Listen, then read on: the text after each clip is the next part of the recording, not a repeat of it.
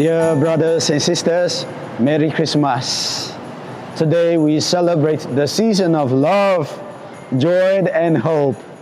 It reminds us of new beginnings because of the child born in Bethlehem.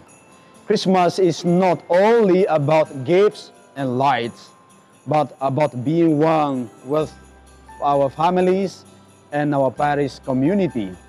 Ang Pasko ay paalala na ang ating pamilya ay biyaya at ang ating parokya ay tahanan ng pananampalataya. Let us welcome Christ into our homes, into our families, and into our hearts.